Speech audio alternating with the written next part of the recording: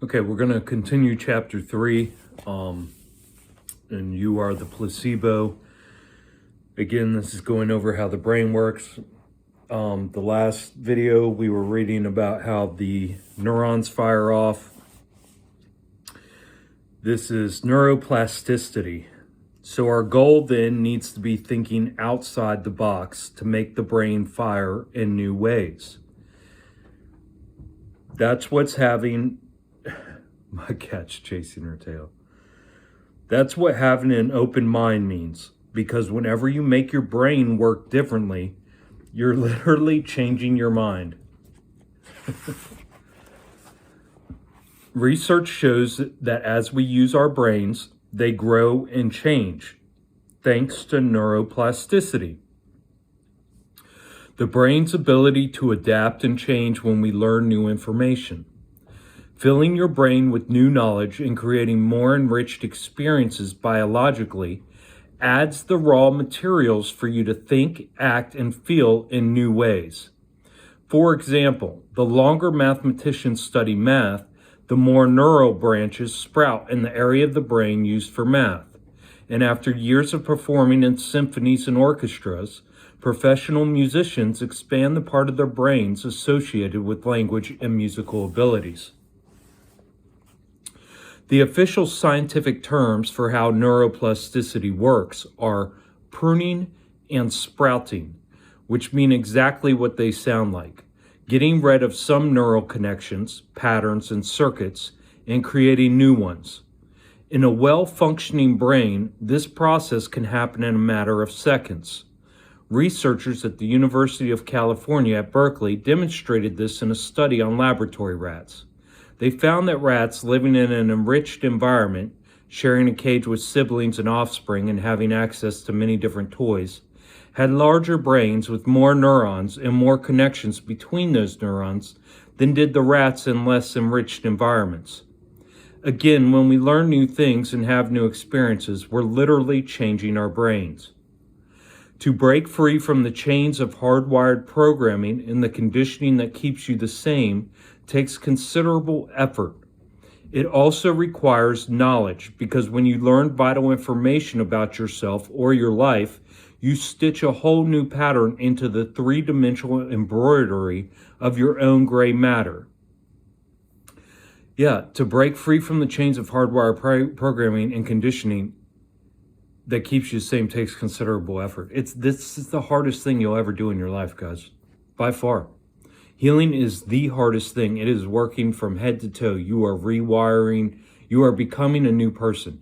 You are allowing, what we're doing is we are cleaning out this vessel for the soul to become the driver of this physical avatar again.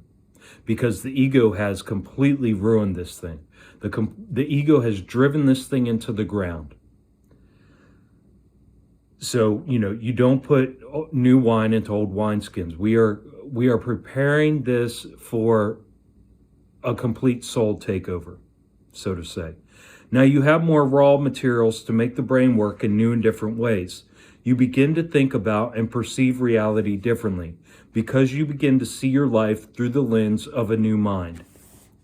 Crossing the river of change. At this point, you can see that in order to change, you have to become conscious of your unconscious self, which you now know is just a set of hardwired programs. You have to wake up and realize that you've been running on autopilot. The hardest part about change is not making the same choices we made the day before. The reason it's so difficult is that the moment we no longer are thinking the same thoughts that lead to the same choices, which cause us to automatically act in habitual ways so that we can experience the same events in order to reaffirm the same emotions of our identity, we immediately feel uncomfortable. And that's what people hate being uncomfortable. People hate being uncomfortable. They would rather stay in their slavery and be told what to do, what to think, how to act, how to feel, than to become uncomfortable and jump into the abyss of the unknown and find themselves. This new state of being is unfamiliar. It's unknown. It doesn't feel normal. We don't feel like ourselves anymore because we're not ourselves. Exactly. We are in the process of kicking the ego to the curb and allowing our soul to take over. So we're not the same person. We're not the same man. We're not the same woman. We are reclaiming our authentic self. We are getting rid of the lie. We are getting rid of the charade. We are getting rid of the straw man. We are getting rid of the proxy. And because everything feels uncertain, we no longer can predict the feeling of the familiar self and how it's mirrored back to us in our lives. As uncomfortable as that may be at first, that's the moment we know we've stepped into the river of change. We've entered the unknown.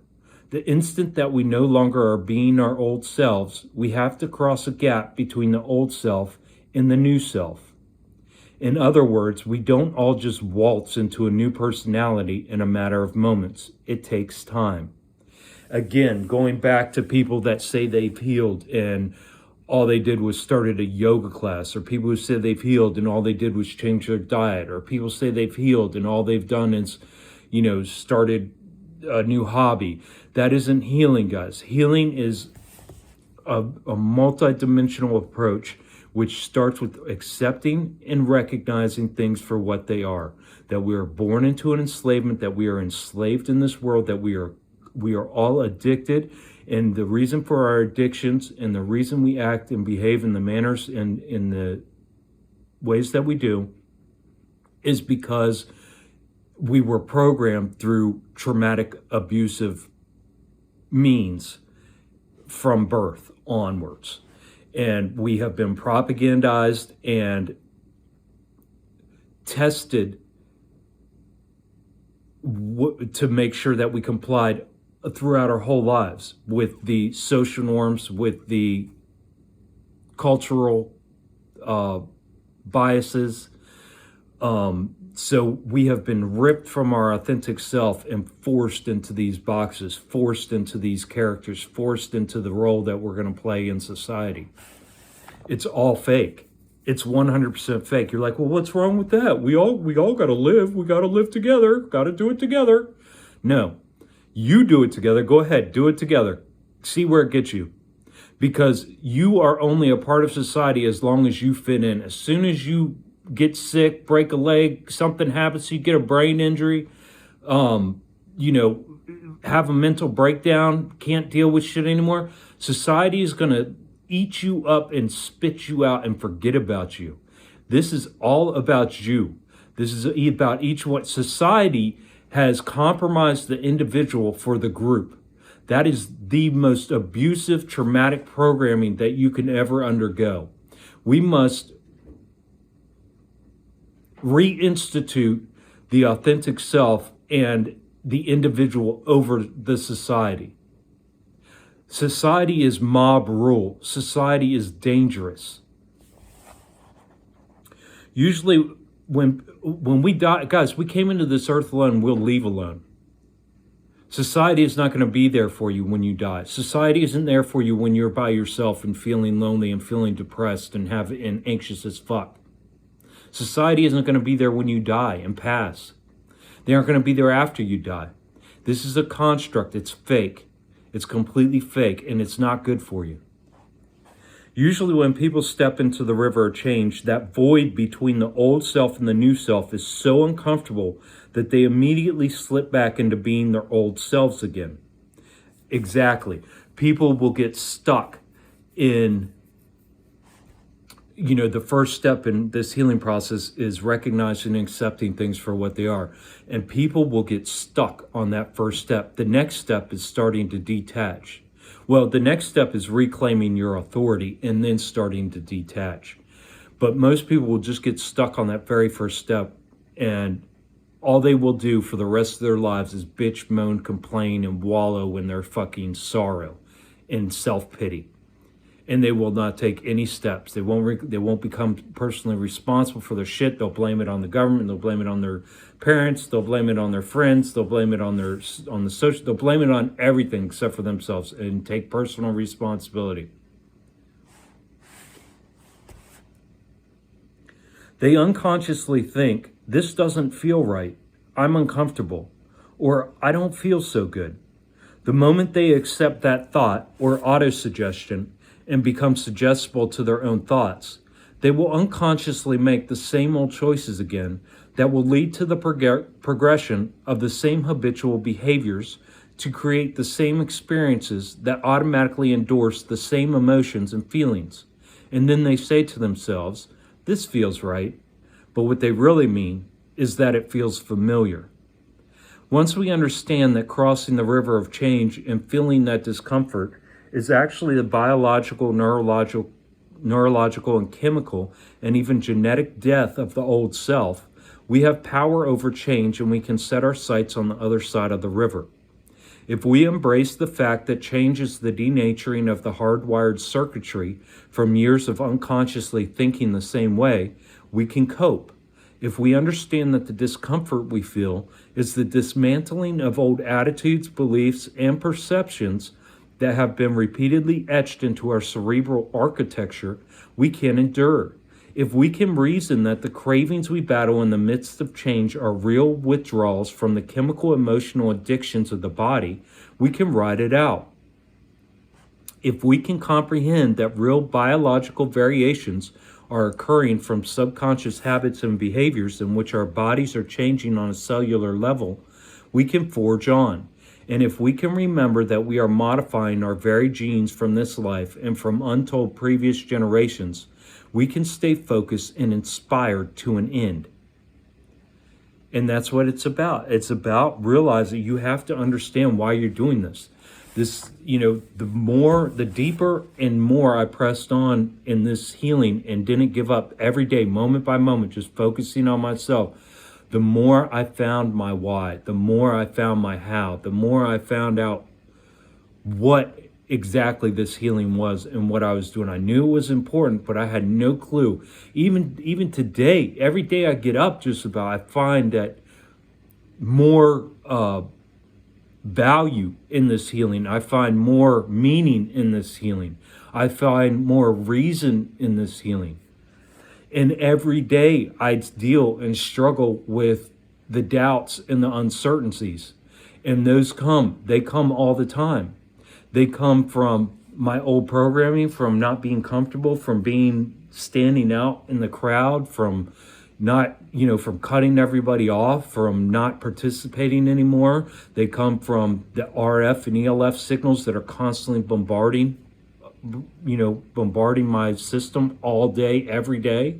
They come from everything, and it takes fortitude, it takes courage, and it takes a complete desire for honesty with no excuses. And a troubleshooting mentality to try to get down to the issue and to the problem and take care of it. You can't give up. And everything we do matters, guys.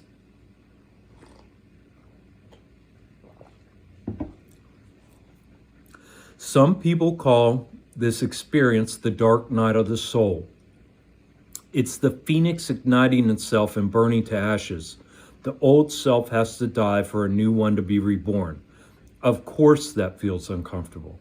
Again, that is the ego dying. Now, some people, are making a change. Let's say they're a drug addict and, they were doing, nefarious things and taking advantage of people and things of that nature. Some people will, of course, being run by the ego. Some people will do their healing, but they only do it still with an ego, with an alter ego. They don't slip into their soul being, they slip into another alter ego, and they build that alter ego into another character to live out this matrix. And they, are still, now they're looking at status and they're like, oh, look at me, I was a drug addict for 30 years and now I'm clean and now I'm witnessing to everybody and I'm saving lives and, I have a good job and I got a new car for the first time in my life and I've got my own place and I keep up with it and I pay all my bills. No, that isn't virtuous, guys. To sit here and say, oh, I have a house and I have a car and I got all these possessions and I got social status and I got cleaned up. And if you're still participating and not recognizing and accepting the fact that we're all enslaved, and you're just going around telling people that they need to clean up their act, and because you did too, and that's not healing.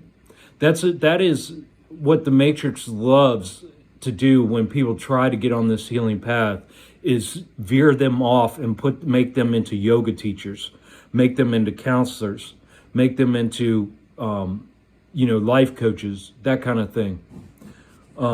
That is not true healing, guys. That is because when you jump into the abyss, the dark night of the soul, when you jump into the abyss, you can't be afraid of the dark. You're not trying to fight your way out of the dark. You are accepting the dark. The part of the reason that we're so disillusioned is because all the answers have been given to us. So in the dark, you find yourself. You find who you really are. You trust yourself because there's nobody else there giving you answers. You have the answers, and you have to learn how to trust yourself. In the abyss, your attention again is just focused on yourself. You can't see it. Your senses. You have to rely on your senses. You have to rely on your intuition, and you have to trust what comes up. You have to be forgiving of yourself. It's a huge realization of what's going on and who you are. But that's okay, because that unknown is the perfect place to create from. It's the place where possibilities exist. Again, now I don't agree with, I'm commentating on this book because what he is talking about is, again, he's talking about accepting another alter ego and building another alter ego and forming and fashioning it in the way you want it to be, to live in this world with all its possessions and materials and consumerism and all that shit. That's what he's talking about. It's a place where possibilities, we're not looking for possibilities. We're looking to reclaim our birthright. That is true healing. That is accepting of the authentic self. Not, oh, look, I can create a new character. Look, I can break down. Now I know the programming and how to recreate any kind of character I want. I can be 12 different characters all throughout my life. What could be better than that? Most of us have been conditioned to run from the unknown, so now we have to learn to become comfortable in the void or the unknown instead of fearing it. If you told me that you didn't like being in that void because it's so disorienting and that you can't see what lies ahead because you can't predict your future, I'd say that's actually great, and I agree. Because the best way to predict the future is to create it. Not from the known, but from the unknown. And see, it's a skewing of words there, because it's the known because we know. The unknown is what he's talking about, creating a new character. The known is reclaiming that authentic self. We're knowing. We're all knowing. There's nothing on this earth that we're here to learn. We're not trying to learn anything. We already knew. We came to live an authentic life, whatever that may be. We have no clue. We can't even fathom it because we've been living sick, perverted, disgusting lives. Lives non-conducive to and non-conducive to our natural state of being. As the new self is born, we must be biologically different too. New neuronal connections must be sprouted and sealed by the conscious choice to think and act in new ways every day. Those connections must be reinforced by our repeatedly creating the same experiences until they become a habit. New chemical states must become familiar to us from the emotions of enough new experiences, and new genes must be signaled to make new proteins to alter our state of being in new ways. And if, as we've seen, the expression of proteins is the expression of life, and the expression of life is equal to the health of the body, then a new level of structural and functional health in life will follow. A renewed mind and a renewed body must emerge. Now, when a new day dawns for us after the long night of darkness, and the phoenix rises regenerated from its ashes, we have invented a new self. And the physical, biological expression of the new self is literally becoming someone else. That's true metamorphosis. Overcoming your environment. Another way to look at the brain is to say that it's organized to reflect everything you know and have experienced in your life. Yes, and that is why the programming and the indoctrination is so important, and that's why they have to medically intervene you as a child. That's why your name, number, and catalog into these slavery systems. That's why your parents are the example of perfect slaves. That's why at 5 years old you were placed into these mandatory indoctrination centers, these compulsory schooling, so that way you can test weekly, daily to make sure that you are complying, that you are consenting, that you are being imbued properly with the indoctrination, because our brains are organized to reflect everything that we have known and experienced in our life. And if 95% of what we've known and experienced is what we've been imbued with through indoctrination and abusive programming and things detrimental to our authentic self, then that's all we know. We know something's wrong, but we're like, I can't really put my finger on it because of these sick, toxic environments, societies, and cultural structures. Now you can understand that each time you've interacted with your external world, those events have shaped and molded who you are today. The complex networks of neurons that have fired and wired together throughout your days on Earth form trillions and trillions of connections because you learned and formed memories. And since every place where one neuron connects with another neuron is called a memory, then your brain is a living record of the past. The vast experiences with every person and thing at different times and places in your external environment have been stamped into the recesses of your gray matter. So by nature, most of us are thinking in the past because we're using the same hardware and software programs from our past memories. And if we're living the same life every day by doing the same things at the same time, seeing the same people at the same place, and creating the same experiences from yesterday, then we're enslaved to having our outer worlds influence our inner worlds. It's an environment that is controlling how we think, act, and feel. Exactly, guys. It's an environment that is controlling how we think, act, and feel. And this healing process is taking back that power of how we think, the words we speak, how we act, and how we feel. We're victims of our personal realities because our personal realities are creating our personalities, and it's become an unconscious process. Then that, of course, reaffirms the same thinking and feeling, and now there's a tango or a match between our outer worlds and our inner worlds, and they merge and become the same, and so do we. If our environment is regulating how we're thinking and feeling every day, then in order to change, something about ourselves or our lives would have to be greater than the present circumstances in our environment.